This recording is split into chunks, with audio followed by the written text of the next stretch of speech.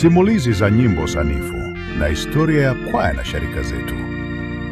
Leo KKKT Digital inaangazia Kifula Ugweno, chemchem ya melodia na matunda ya imani.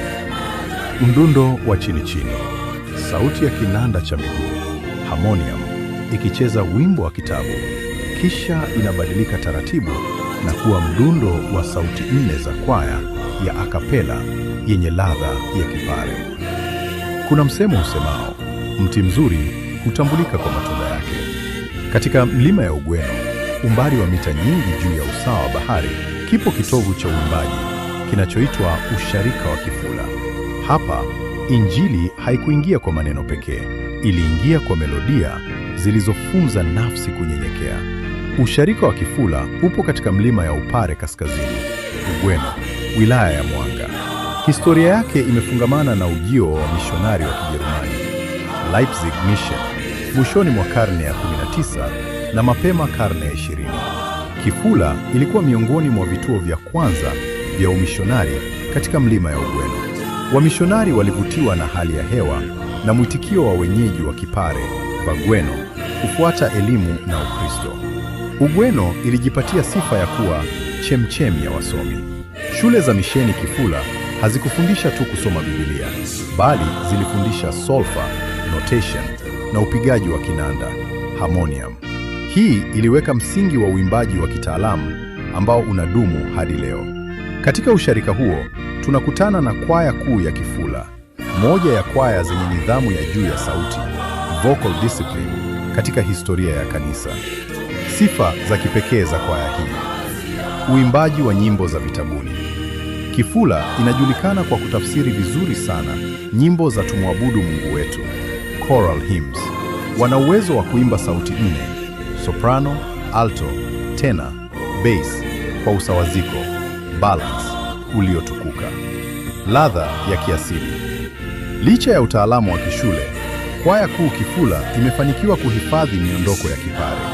Wanapochanganya lugha ya kienyeji na melodia za kiliturujia, wanatengeneza kitu kinachoitwa gospel inculturation. Uimbaji wenye usawaziko, ambapo soprano, alto, tenor na bass zinakutana kama mito inayomiminika bondeni. Nidhamu ya uimbaji. Kwaya hii imekuwa ikishinda mashindano mengi ya kwaya ngazi ya jimbo na dayosisi.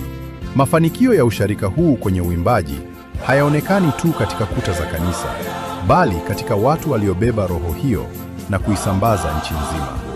Tukizungumzia matunda ya Kifula, hatuwezi kuacha kutaja familia mashuhuri ya mchungaji Silas Msangi, kiongozi aliyekulia katika misingi ya Kifula, akibeba unyenyekevu wa milimani na kuweka katika huduma inayoheshimika katika kanisa. KKKT alikuwa balozi wa nyimbo zenye kumsifu Mungu, akiamini kuwa wimbo ni injili inayopita kwenye milango ya moyo ambayo mahubiri hayawezi kuifikia. Mchungaji Silas F. Msangi alitumikia pia mhadhiri, lecturer, katika chuo kikuu cha Makumira. Alikuwa mhadhiri wa kwanza Mwafrika katika chuo hicho.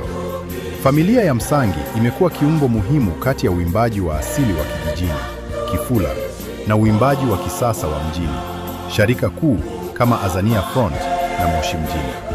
Walisaidia kuhakikisha kuwa nyimbo za asili za Kipare zinapata hadhi ya kuimbwa hata katika mikutano mikubwa ya kimataifa ya Kilutheri, kwa kuzifanyia maboresho ya kitaalamu, arrangement, bila kupoteza ladha ya nyumbani. Mchungaji Silas Msangi, kwa nafasi yake ya uongozi, alihakikisha kuwa liturujia ya KKKT inabaki na ule utajiri wa nyimbo za mapokeo, jambo ambalo linaakisiwa sana katika utaratibu wa ibada wa usharika wa Kifula hadi hivi leo. Tunapoongelea ukuaji wa imani yetu ya Kristo katika eneo la Ugweno, hatuwezi kuacha kueleza kazi zilizofanywa na watu hawa ambao wengi wao walikuwa wachungaji. Paulo Shaidi anakumbukwa kama mmoja wa wainjilisti na wachungaji wa awali kabisa waliopokea mwanga wa injili kutoka kwa wamisionari wa Leipzig na kuubeba kwa ujasiri mkubwa. Kazi yake ya kusisimua ni jinsi alivyosimama kidete kuhubiri habari njema wakati wa kipindi cha mpito kati ya imani za jadi na Ukristo, akijenga msingi wa kwanza wa sharika nyingi za milimani kwa unyenyekevu na uvumilivu wa hali ya juu. B. Simeon Mbatiany. Alikuwa mwanatheolojia na mchungaji mwenye ushawishi mkubwa katika kuimarisha muundo wa uongozi wa kanisa miongoni mwa wenyeji.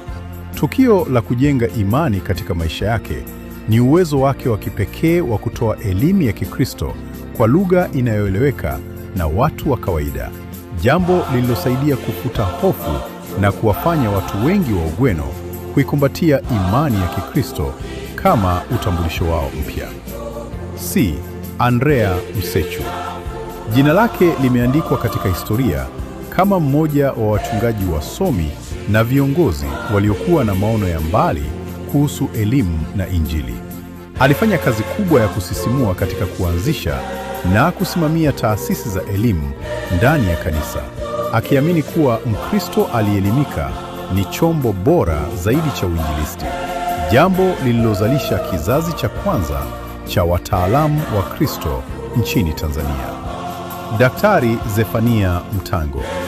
Msifu huyu wa Mungu alijulikana kwa moyo wake wa kichungaji uliolenga moja kwa moja huduma ya kiroho kwa watu wa kawaida, pastoral care.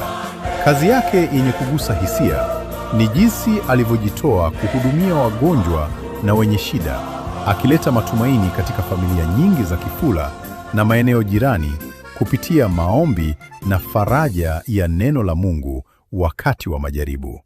Zakayo Msomba.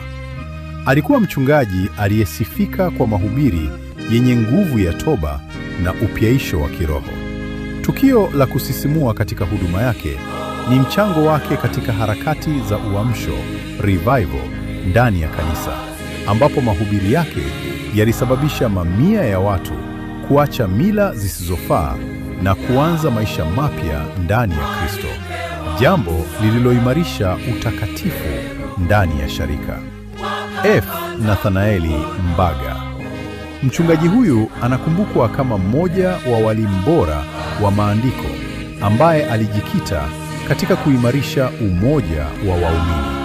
Kazi yake ya kujenga imani ilijidhihirisha katika uwezo wake wa kusuluhisha migogoro na kuimarisha ushirikiano kati ya ukoo mbalimbali Ugweno, akitumia Injili kama daraja la amani na upendo ambalo liliunganisha jamii chini ya msalaba wa Kristo. G. Aminieli Kisaka. Alikuwa mchungaji aliyekuwa na kipaji cha pekee katika uongozi wa liturujia na uimbaji.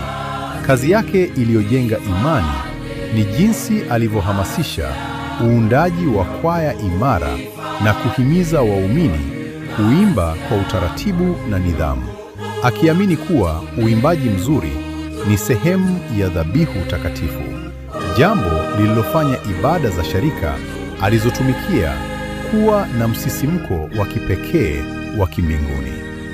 H. Elinisafi Mapunjo. Anakumbukwa kama mmoja wa walimu na wainjilisti waanzilishi walioweka mkazo mkubwa katika elimu ya msingi kwa watoto wa Kikristo. Kazi yake iliyojenga imani ilikuwa ni uwezo wake wa kulea vijana katika maadili ya Kikristo na kuwahamasisha kuipenda elimu kama chombo cha kumtumikia Mungu, jambo lililofanya Ugweno kuwa chimbuko la wataalamu wengi waliohamia katika miji mbalimbali nchini Tanzania, wakibeba mbegu ya imani. Mikaeli Mkwizu.